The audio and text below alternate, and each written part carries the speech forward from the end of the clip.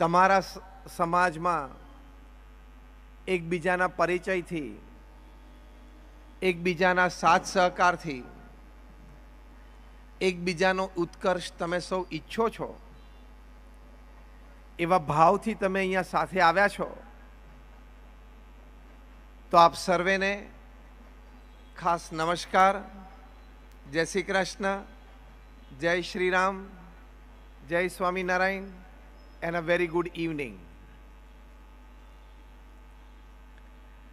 વિશેષ તો આપણે આજે કદાચ પ્રથમ વખત આપના સમાજને મળવાનું થાય છે, પણ આપના સમાજના આગેવાનોનો વ્યવહાર અમે જોયો.